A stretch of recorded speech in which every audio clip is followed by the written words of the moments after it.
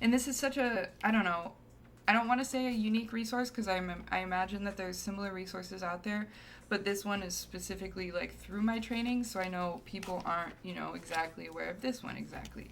So it says, one of the most frustrating stages of recovering your health is when you realize that you can do many things to help yourself stay well, but you can't figure out a way to do them regularly. It's easy to forget simple things, especially when you're under stress or when your symptoms are beginning to flare up. The action plan for prevention and recovery was devised by people who experience emotional or psychiatric symptoms. It was developed to help provide structure in lives that actively supports health. APPR is simple, low cost, and can be changed or added to over time as you learn more and more. Anyone can develop and use these plans for any kind of health concern. So, the first page is your wellness toolbox. This is kind of where you identify and list the things that help you feel better when you are not feeling the best, when you are having a hard time. Some of the things can be things that you got to do to help yourself feel better, and some of them can be things that you just notice help you feel better. If you can't think of very many, think about like what goes through, like when you go through your day, like, oh, when I light this candle, I actually do feel a little bit better, even though you're not maybe thinking about that you're using that kind of as a coping skill kind of thing. You can also, ask friends and family members for suggestions and look into other resources. On this page in your wellness toolbox, you can write down everything from easily accessible things, like taking a deep breath, to things you only do once in a while, whether that's, getting a massage or going and visiting family or something. The way that this specific page is set up, it's got ideas for you over here on the left side, and then on the right side you can put your own. I will admit that I kind of want to make my own version of this at some point, but I'm not there yet. So for me, I'll tell you what I put in for like my wellness toolbox. I put brain dump, talk to Lisa, which is one of my people, mindfully make a list for therapy. And what I mean by that is making a list of the things I know I've been wanting to talk about in therapy. Light incense, pet monster, color, paint, watch light-hearted TV, so that's where, The Office or Community or Schitt's Creek or Abbott Elementary come into play. It's light-hearted, not super intense. Logic puzzles, take a full breath, tangle toy, use a footstool or be horizontal, because I prefer to be horizontal.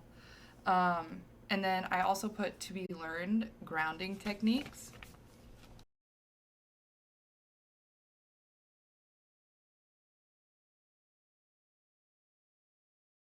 Daily maintenance plan, feeling well. And this is the space where you write the words that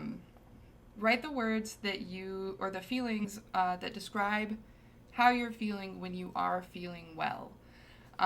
If you're not sure how you feel when you're feeling well, you can write words that you would like to feel. And then there's a feelings wheel, obviously, below to kind of help you come up with words. It's not currently doing anything even close to that much effort, so it sounds like a great starting point. And that's kind of, that's kind of what I was thinking too, Dutch Mass, because it's like, okay, well, if I want to take control, I want to have agency, I want to be intentional with my day, what does it like? It's sometimes it's like thinking of routines and stuff, but just wait, it gets better for whatever reason. In my opinion, I feel like it just really, the first several pages really feels like this is just like a life plan that it would be of anyone's benefit to follow, really. Okay, so obviously, this one's relatively self-explanatory. Now, this is where it gets into the pieces that I really, really enjoy, because I feel like these are just things that we do not think about. So this is our daily maintenance plan, daily list. So in this space, we're going to write the things down that we need to do every day. or that we know we want to do every day. What the page says is it says, writing these things down and reminding yourself daily to do them is an important step towards wellness. When you start to feel out of sorts, you can often trace it back to not doing something on this list. Also, make sure that you don't put so many things on the list that you couldn't possibly do them all. Specifically for this list is things you must do, not things you would choose to do. Okay? Things that you must do, not choosing to do. You said, can you make a list for the next day if you don't have time to make it the day of? Yeah, for sure. So I think that the way that this goes, what the thesaurus is, this is like if you were to, I don't know, write it and put it on your wall. So this would, like, so you may not rewrite this one every day from the perspective of, you know, you're always going to be brushing your teeth. You're always going to eat your meal. You are always going to, so I'll list the things that I have on my daily list, and obviously there's also ideas over here. Also, hi retro friend. Roommate got bit. No. So I put go to work if it's a work day, take meds in the morning, brush teeth, eat or have food accessible, go outside for at least 15 minutes, sit in front of window if necessary, allow for 1 hour of fun, whether it's gaming or painting, check in with a partner or support for at least 10 minutes with a goal of 30, change my clothes, and sit up for at least 30 minutes, right? Because if it's a real bad day and I'm just not getting up, sit up for at least 30 minutes. These are the things that I must do. On days when I might be feeling discombobulated, this is the list that I then think back through. Did I take my meds? Did I brush my teeth? Did I change my clothes yet? I don't know about you guys, but changing my underwear makes a big difference, all right?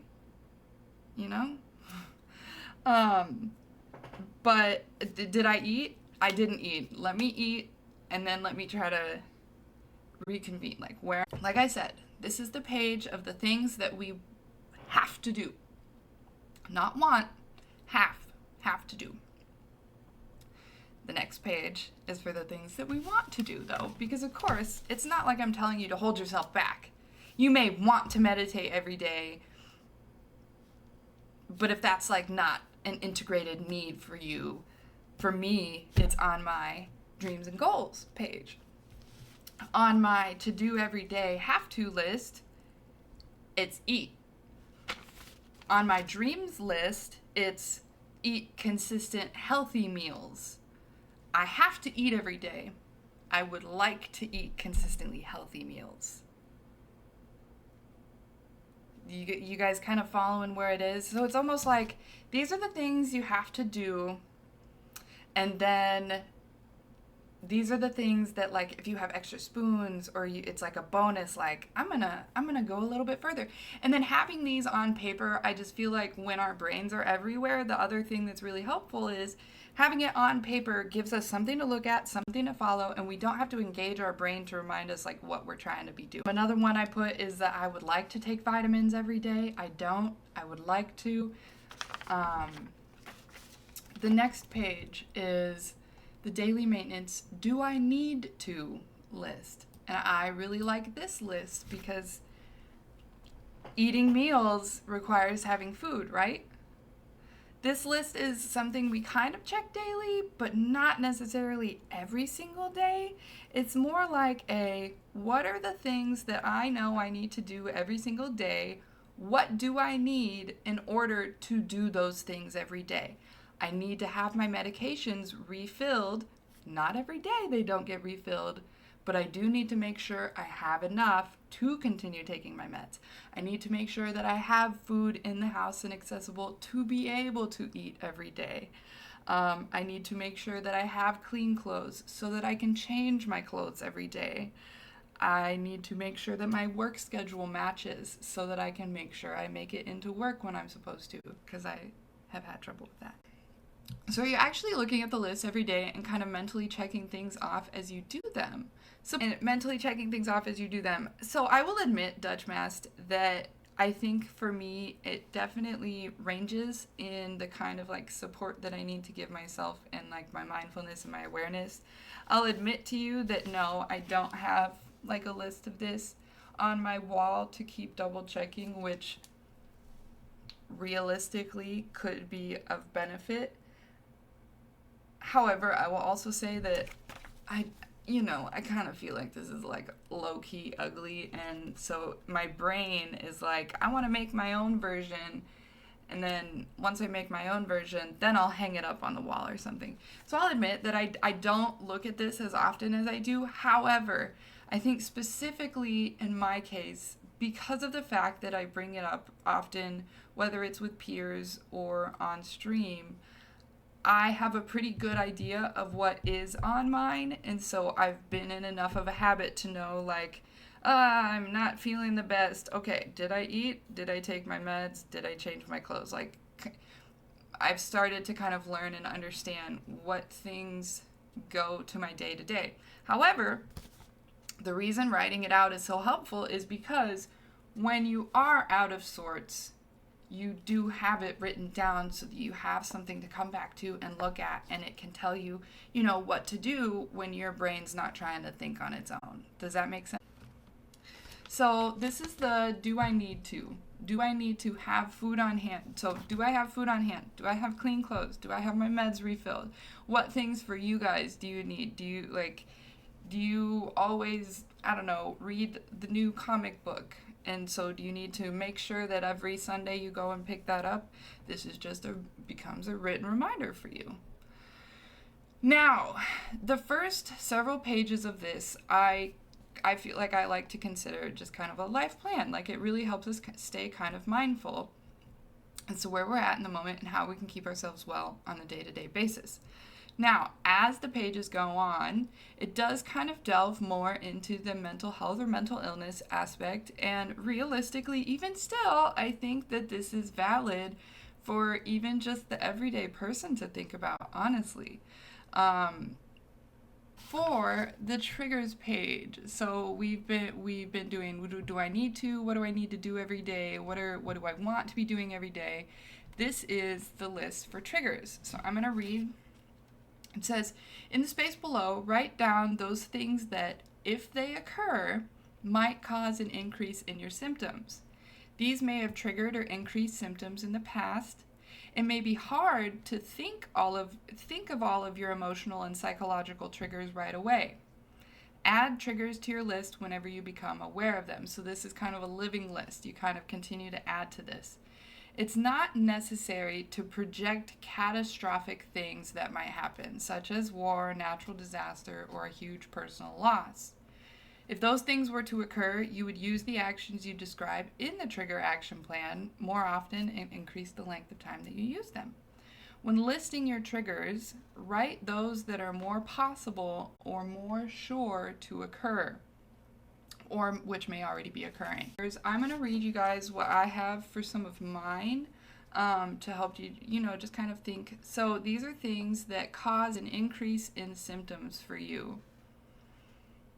For me, family gatherings, financial concerns and mistakes, intense social justice issues that occur, aggressive or intense sounding noises can actually trigger me. Family gatherings, like family get-togethers. Okay. Engaging with others about their finances is also a trigger for me. I can get really stumbly.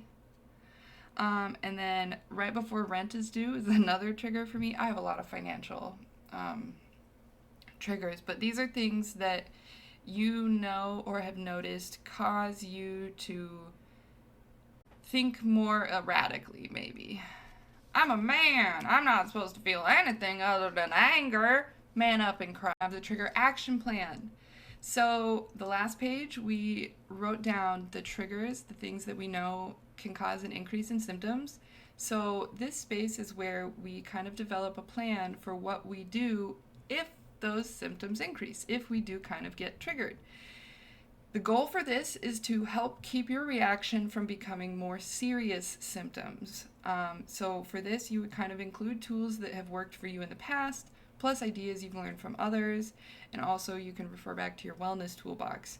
You may want to include things you must do at these times and things you could do if you have the time or think they might help. So, ideas to consider. Make sure I do everything on my daily maintenance list. Call a support person and ask them to listen while I talk through. Write in my journal, get some validation, do some deep breathing, play the piano. So some of the things that I put on mine was grounding.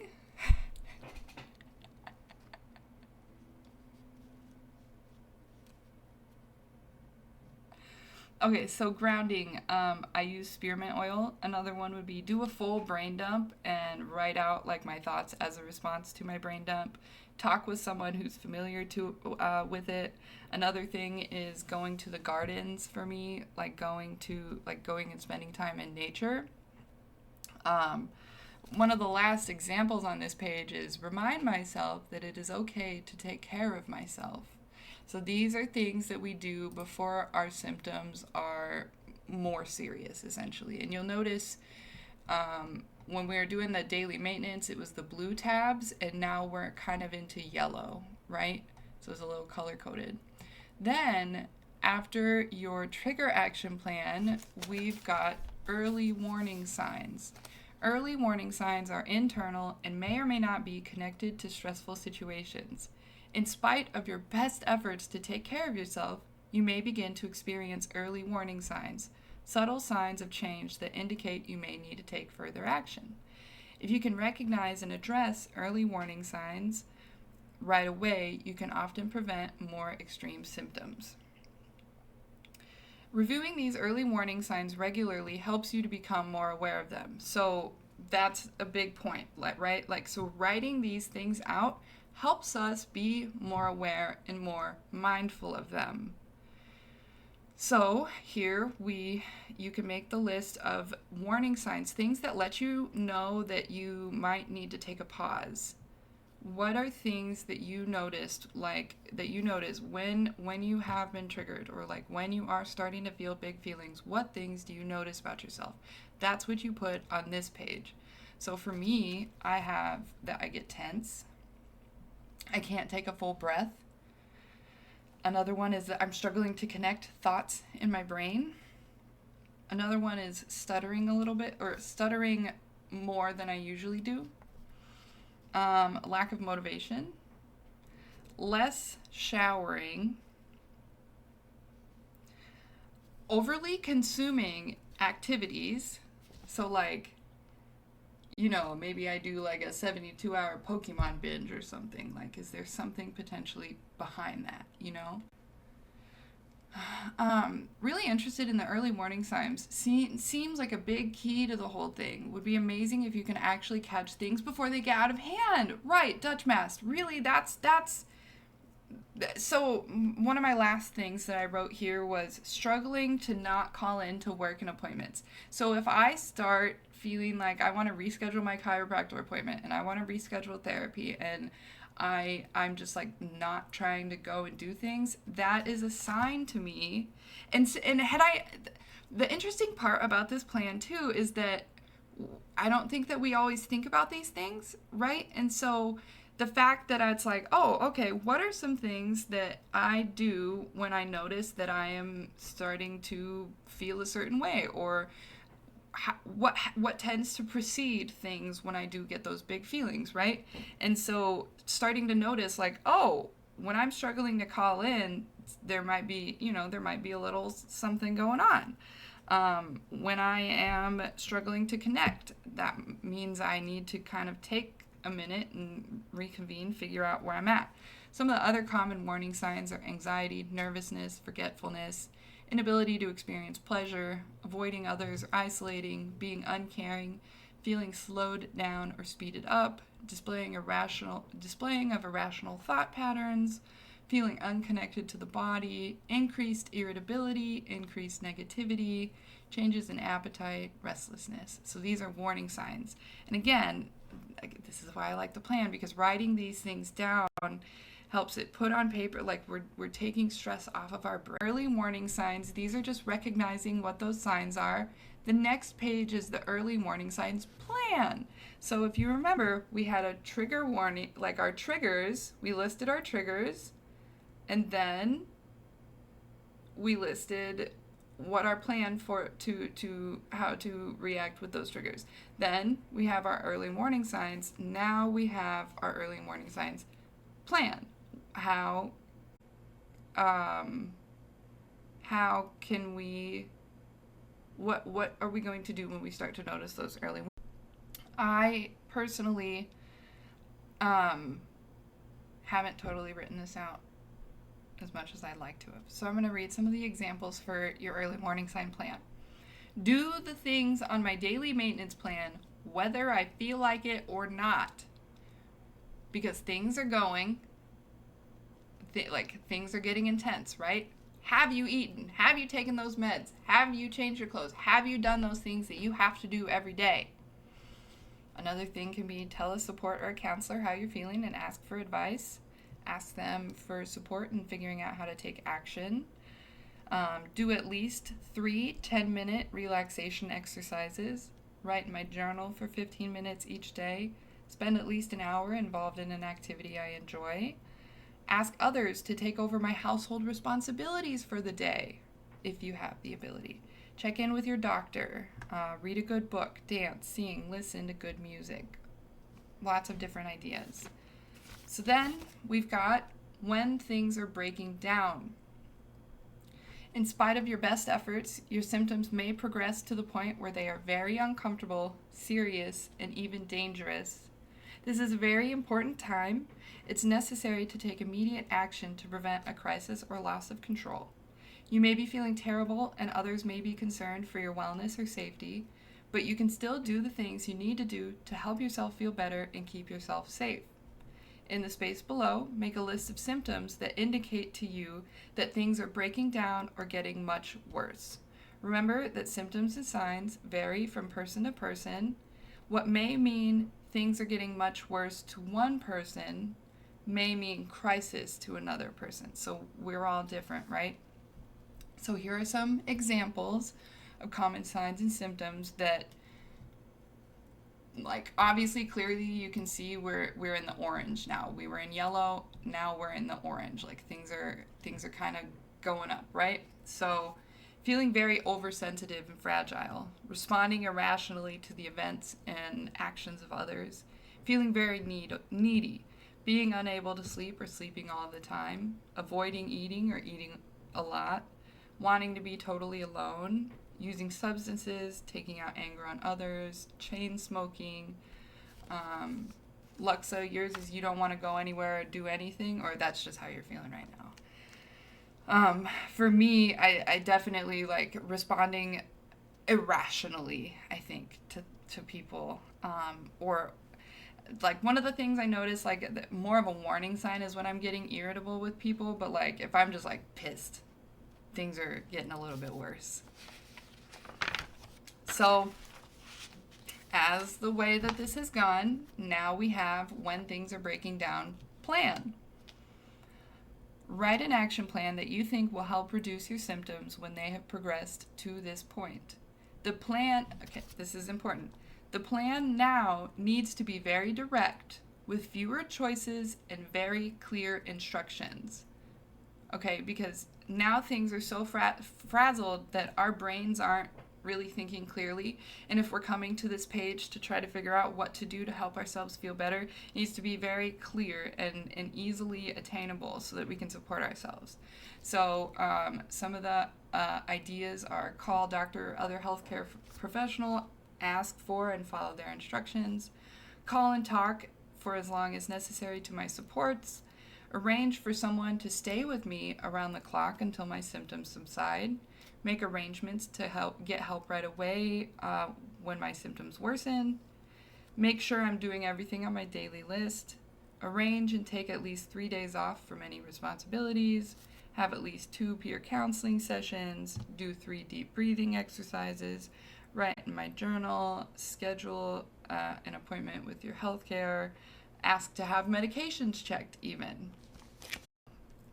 Things are pretty bad, right? So what comes next in this packet is the actual crisis plan. So what's important is writing a crisis plan when we are feeling well, because when we are well, we are better able to think about what we need. The point of writing this is to create instructions for someone else to help support you while you are in this state. This helps your friends or family or your supports from not knowing how to help you, and it relieves them of the guilt of not knowing how to help, and it helps you because you won't be stressed trying to communicate what you need from them. They can have these instructions written by you and kind of follow that. So this is different because this isn't for you to use, it's for others to use. So what you can include is what you're like when you are well, what those feelings are when you are well.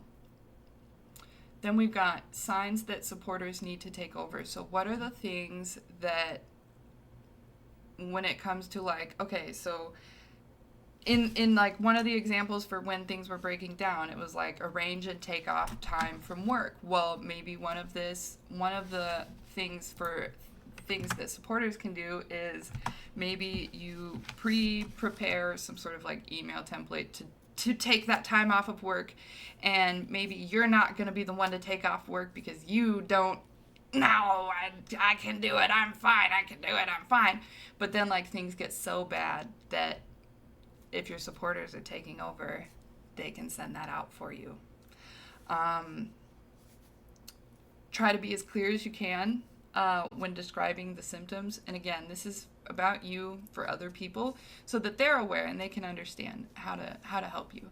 So then there's a space to list people you want to take over for you when the symptoms in the previous section arise. So name, relationship, phone number. This, by being able to write down the people that you want to be able to take over, that helps. Maybe you've got like a group of family, but you feel most comfortable with your older sister, having kind of that control. And by writing it on this paper, if the people around you, are trying to support you, ideally they will understand that your big sister is the one being in charge that you would prefer, basically. So it continues to go on, and you can write, your doctor's name, phone number, your pharmacy, the meds you're taking, meds that are okay to try, but also medications to avoid. What do you know doesn't work? What do you know you don't want to take? Then treatments that make you feel better, treatments to avoid. Treatment facilities you prefer, treatments facilities to avoid, and people to avoid. What people to not bring you around, because that is not going to be helpful for you. Have the crisis plan. This is your home community respite care plan. Describe a plan for your care in a crisis that would allow you to stay where you like. Think about your family and friends. Would they be able to take turns providing you with care? Could transportation be arranged to healthcare appointments? Is there a program in your community that could provide you with care part of the time, with family members and friends taking care of you the rest of the time? So this, again, is just another opportunity to list what you would like, what you want, what support works for you, rather than others just kind of hoping, guessing, doing what they think is best. This is made by you for you. And then at the very end, we've got things that help. So let me pace. Provide me with materials so I can draw or paint. Play me comic videos. Play good music. List the kind of music. Just let me rest.